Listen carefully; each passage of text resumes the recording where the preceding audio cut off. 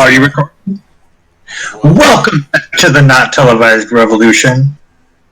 Are we welcome back? Yeah, we are. The only show that never tells jokes that can open your mind, even though you try, and then at the end of the day, your mind is actually broken because we cannot sew it together. The only show on the internet that does not have a user agreement, and there's a really good reason for it.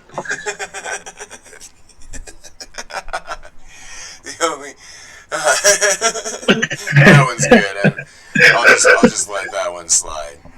So we had a couple of clips that we wanted to show, just to show a couple of interesting things that we saw. So I think I was just gonna start getting into it, unless you had anything interesting to say. Burn the motherfuckers down. All right. Now here we are with these clips. You got me freaked out. No. I promise you, my lack of cigarettes is gonna make this video better. Let's let this guy roll. I forgot why I took this one. Let's see. All right, thank you. I want to put the same question to Congresswoman Gabbard. Your thoughts on equal pay? Well, first of all, let's recognize the situation we're in, that the American people deserve a president who will put your interests ahead of the rich and powerful. That's not what we have right now. I enlisted in the Army National Guard after the Al-Qaeda terror attacks on 9/11, so I could go after those who had attacked us on that day. I still serve as a major, served over 16 years, deployed twice to the Middle East, and in Congress served on the Foreign Affairs and Armed Services Committees for over 6 years. I know the importance of our national security, as well as the terribly high cost of war. And for too long, our leaders have failed us, taking us from one regime change war to the next, leading us into a new Cold War and arms race, costing us trillions of our hard-earned taxpayer dollars and countless lives. This insanity must end. As president, I will take your hard-earned taxpayer dollars and instead invest those dollars into serving your needs. Things like health care, a green economy, good-paying jobs, protecting our environment, and so much more. I just wanted to freaking bring up that, like, I don't know. I have a huge political crush on this lady. She gets asked a question. She gets asked a question about pay equality. I'm uncertain that it's actually political. I don't know. She's pretty cute too. But either way, the point is she gets thrown a question about like pay equality, and she doesn't even play with that ball. She's like, screw that. I'm here for this. This is what I want to talk about. So really, I don't really have anything to say.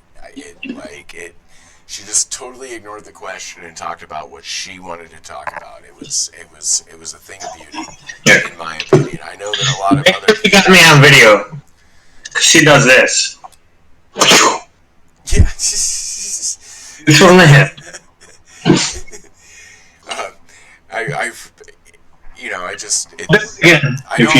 know a lot of people are going to be angry about the fact that she ignored that question, but I just... She didn't ignore that question.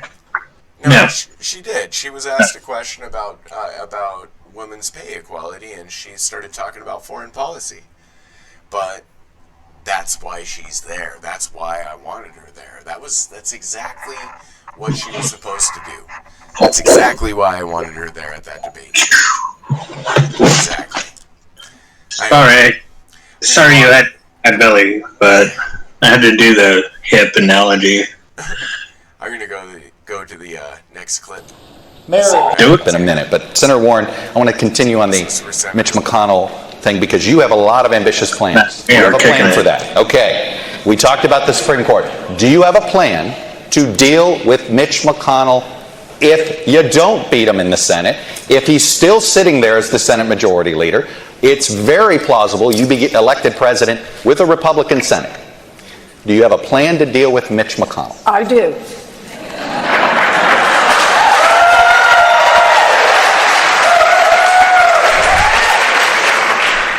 We are a democracy, and the way a democracy is supposed to work is the will of the people matters. Now, we for far too long have had a Congress in Washington that has just completely dismissed what people care about across this country. They have made this country work much better for those who can make giant contributions, made it work better for those who hire armies of lobbyists and lawyers, and not made it work for the people. Well, here's how I see this happening. Number one, sure, I want to see us get a Democratic majority in the Senate. But short of a Democratic majority in the Senate, you better understand the fight still goes on. It starts in the White House, and it means that everybody we energize in 2020 stays on the front lines come January 2021. We have to push from the outside, have leadership from the inside, and make this Congress reflect the will of the people. I'm going to get a couple of you in here. All right. Welcome back to the not televised revolution. What the flying F is Elizabeth Warren talking about?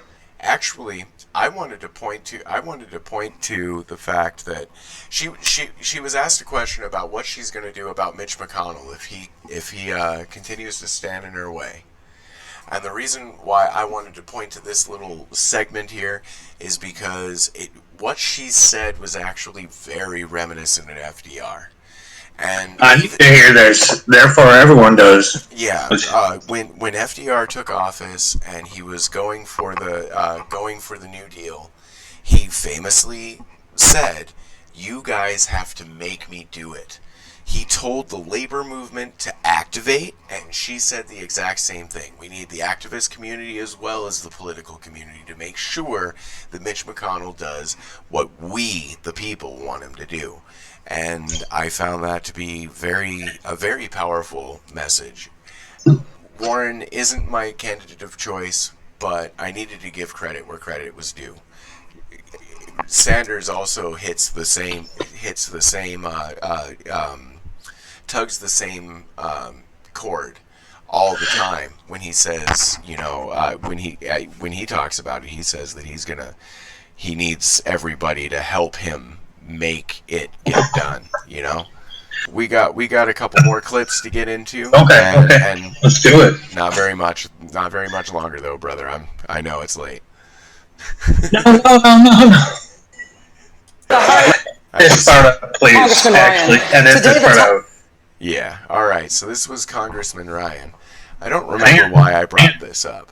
Leave a moment of silence so you can find the clip. Here it is. It's right here. Taliban claimed responsibility for killing 2 American service members in Afghanistan. Leaders as disparate as President Obama and President Trump have both said that they want to end U.S. involvement in Afghanistan, but it isn't over for America. Why isn't it over? Why can't presidents of very different parties and very different temperaments get us out of there? And how could you? I appreciate that question. So I've been in Congress 17 years. And 12 of those years, I've sat on the Armed Services Committee, either the Defense Appropriations Committee or the Armed Services Committee. And the lesson that I've learned over the years is that you have to stay engaged in these situations. Nobody likes it. It's long. It's tedious. But right now so I would say we must be engaged in this. We must have our State Department engaged. We must have our military engaged to the extent they need to be. But the reality of it is this president doesn't even have people appointed in the State Department to deal with these things. Whether we're talking about Central America, whether we're talking about Iran, whether we're talking about Afghanistan, we've got to be completely engaged. And here's why.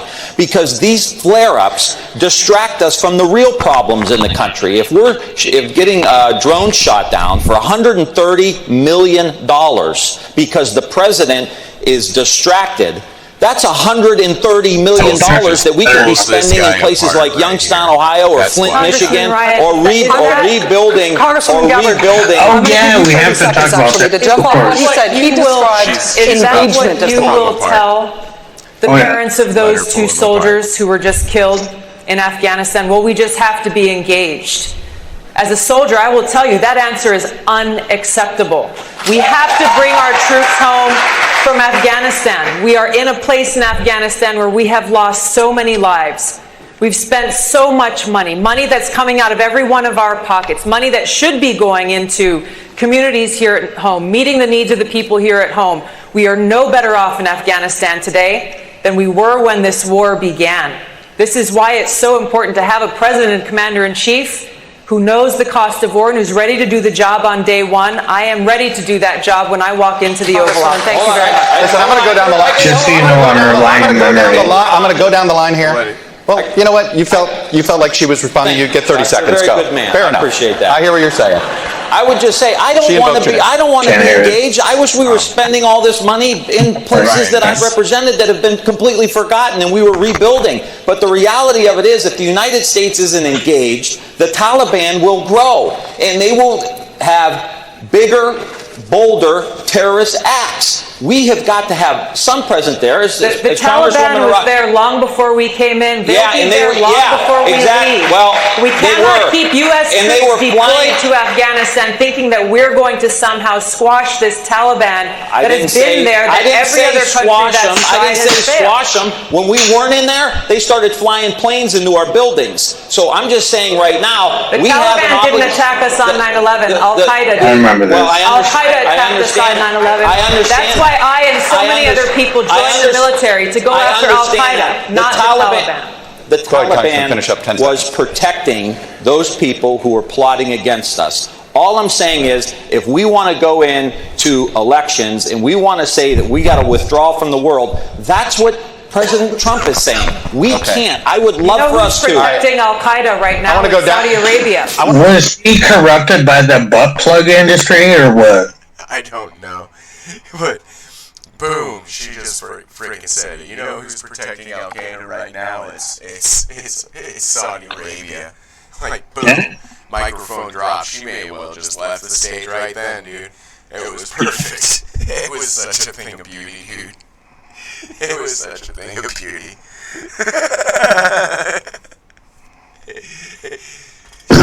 Boom. Yeah, I know. During our setup, I really wanted you to have this moment, and you nailed it. Oh yeah. Anyway, let's go on to the next one real quick. See what it is. I can't remember what order they're in, so let's figure it out. Let me get you in on this. You've warned that Democrats will lose in 2020 if they embrace socialism, as you put it. You were booed at the California Democratic Convention when you said that. Only one candidate on this stage, Senator Sanders, identifies himself as a democratic socialist. What are the policies or positions of your opponents that you think are veering towards socialism?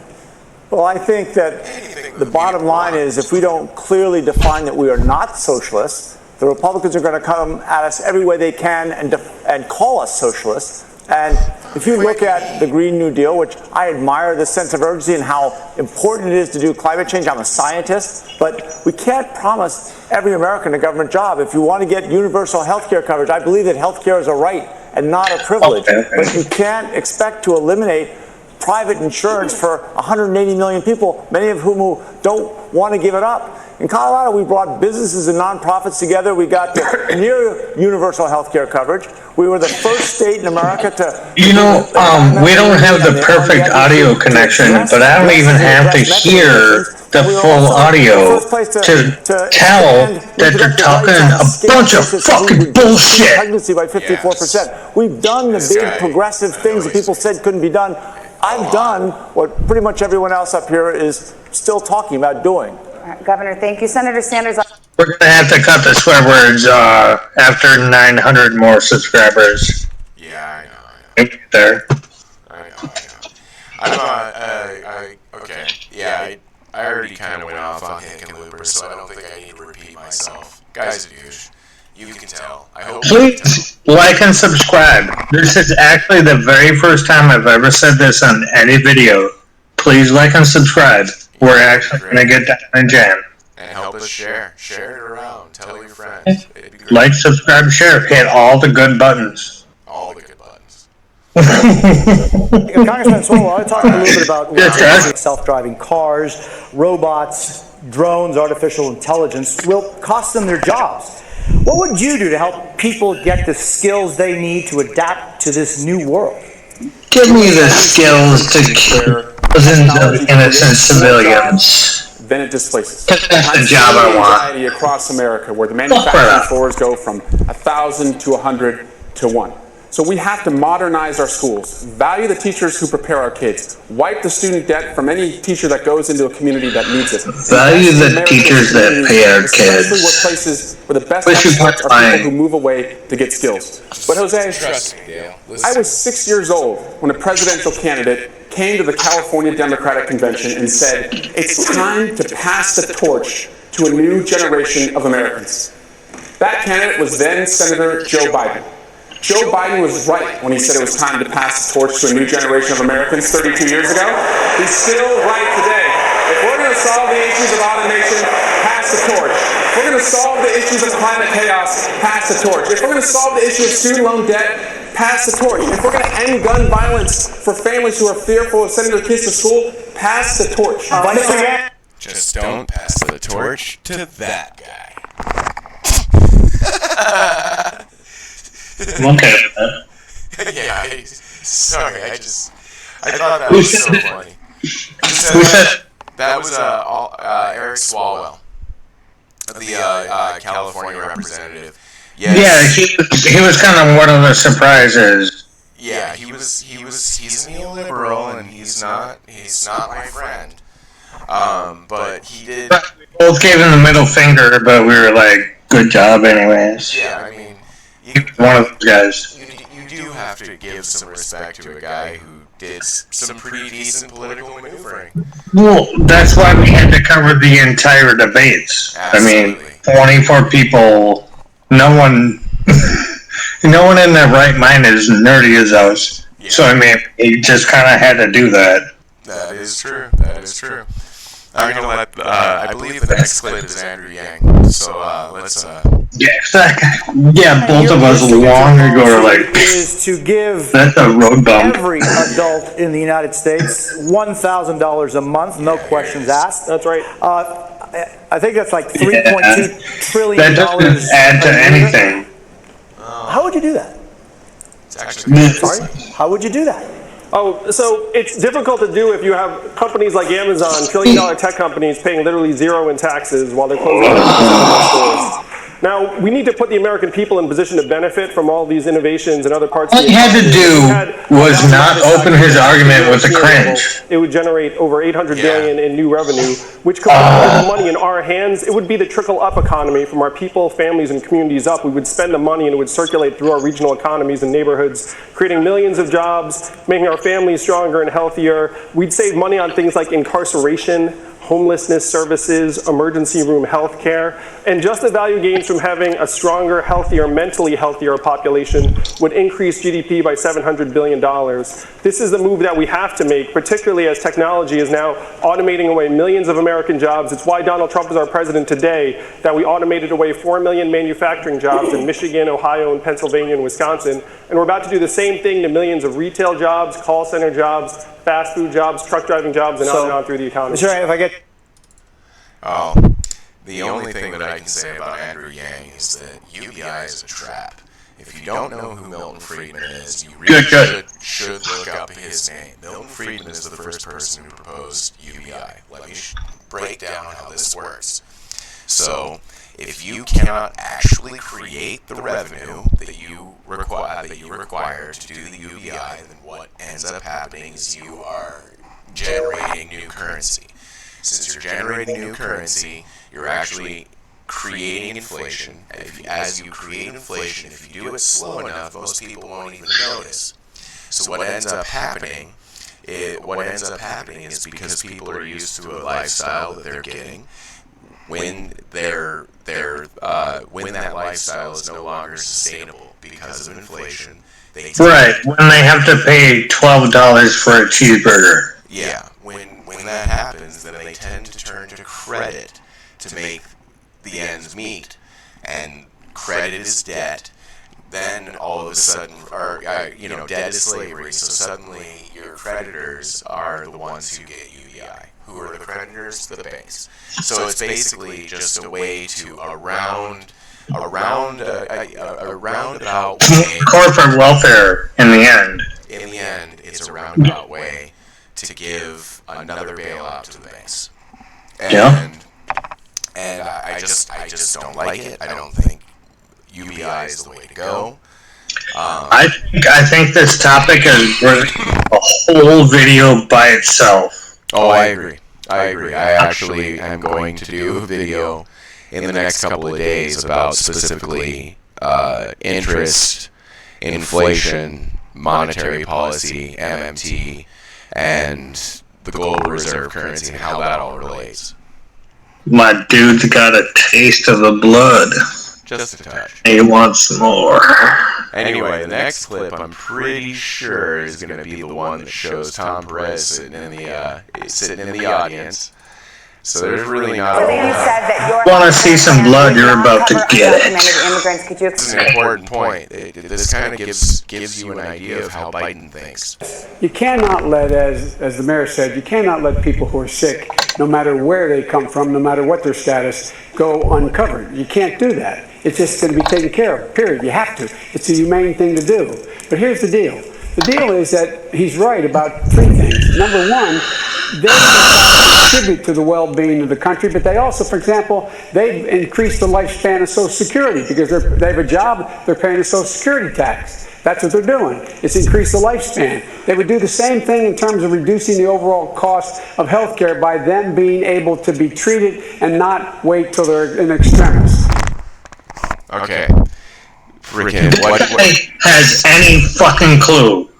Well, I think he knows exactly what he said there. He said illegal immigrants pay into Social Security, but since they never collect, it actually just extends it. So why don't we just allow illegal immigrants into the country so that we can exploit them because they're basically second-class citizens? That's pretty much what he fucking said right there. He said, yeah, illegal immigrants pay into Social Security, but they never draw on it. So why would we change that? It's kind of the most ironic hand rub I ever did.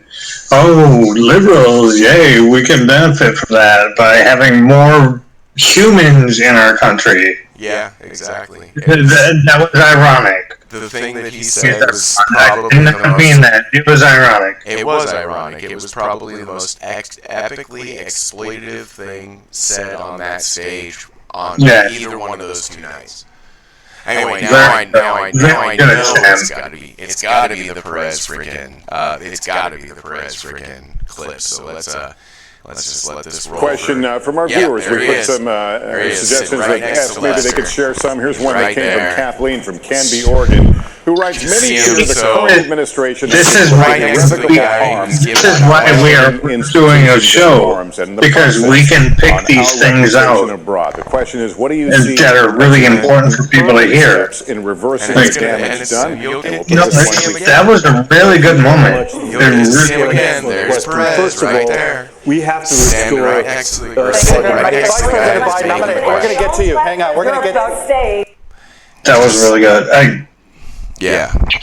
Now, I just, that's basically, a good point to point to the fact that these audiences are padded. Aside from the fact that they're really expensive, several. We forgot to do the padded audience thing. Yep.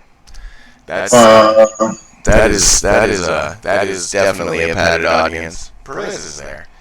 I mean, I'm not surprised by it, but he's sitting there right in the second row on the aisle, right next to the guy who's asking the question. So anyway, I'm gonna hit play here, and we're gonna watch Biden's career crash and burn, and we'll probably never see this man again. And I just think that we should share that together. Here we go. I would like to speak on the issue of race. Welcome back to Not Televised Revolution. And so what we ensure that everyone is happily buzzed before production can begin. In just a moment. Go for 30 seconds. And that's a hard rule, my friend. So on the issue of race, I couldn't agree more that this is an issue that is still not being talked about truthfully and honestly. There is not a black man I know, be he a relative, a friend, or a coworker, who has not been the subject of some form of profiling or discrimination. Growing up, my sister and I had to deal with the neighbor who told us her parents couldn't play with us because we were black. And I will say also that in this campaign, we've also heard, and I'm going to now direct this at Vice President Biden, I do not believe you are a racist. And I agree with you when you commit yourself to the importance of finding common ground. But I also believe, and it's personal, and I was actually it was hurtful to hear you talk about the reputations of two United States senators who built their reputations and career on the segregation of race in this country. And it was not only that, but you also worked with them to oppose busing. And, you know, there was a little girl in California who was part of the second class to integrate her public schools. And she was bused to school every day. And that little girl was me. So I will tell you that on this subject, it cannot be an intellectual debate among Democrats. We have to take it seriously. We have to act swiftly. As Attorney General of California, I was very proud. I have a lot to say about this. The requirement that all my special agents would wear body cameras and keep those cameras on. Senator Harris, thank you. Vice President Biden, you have been invoked. We are going to give you a chance to respond. Vice President Biden. You wrote that? Okay. This woman has so much. I did not praise racists. That is not true. Number one. Number two, if we want to have this campaign litigated on who supports civil rights and whether I did or not, I'm happy to do that. I was a public defender. I didn't become a prosecutor. I came out and I left a good law firm to become a public defender when in fact my city was in flames because of the assassination of Dr. King. Number one. Now, number two, as the Vice President of the United States, I work with a man who, in fact, we worked very hard to see to it we dealt with these issues in a major way. The fact is that in terms of busing, the busing, you would have been able to go to school the same exact way because it was a local decision made by your city council. That's fine. That's one of the things I argued for, that we should be breaking down these lines. But so the bottom line here is, look, everything I've done in my career, I ran because of civil rights. I continue to think we have to make fundamental changes in civil rights. And those civil rights, by the way, include not just only African Americans, but the LGBT community. But Vice President Biden, do you agree today that you were wrong to oppose busing in America then? No, do you agree? I did not oppose busing in America. What I opposed was busing by the Department of Education. I wish that you never hear what it sounds like to hear the interruptions from your speakers. I was part of the second class to integrate Berkeley, California public schools almost 2 decades after Brown v. Board of Education. Because your city council made that decision. It was a the federal government must step in. That's why we have the Voting Rights Act and the Civil Rights Act. That's why we need to pass the Equality Act. That's why we need to pass the ERA, because in history where states fail to preserve the civil rights of all people. That was it right there. That was the moment Biden's career crashed and burned. Anyway, you had something to say about that? Well, I mean, obviously it was dumb as fuck that Joe Biden could be crushed by Kamala Harris. I'm not going to underestimate that lady. I think that she has a shot at making some serious. No. Because we are going to shoot her down. Oh yeah, I mean I'm gonna do everything that I can, but yes, she's dangerous. She is dangerous. Yeah, and that's why we are shooting her down. Absolutely. But it was great to see her destroy Biden there. It was. Biden's career ended right there. And Biden is like a B-1 battle droid from Star Wars. Yeah, for real. He's nothing. For real. No. I know, but it's I really don't like that. No. Well, anyway, those are all the highlights that I have for you guys. And so I think that'll probably be the show, Dale. You got... Keep fighting, and also talk to strangers. Talking to strangers is highly underrated, and it's a lot easier to do than you're told.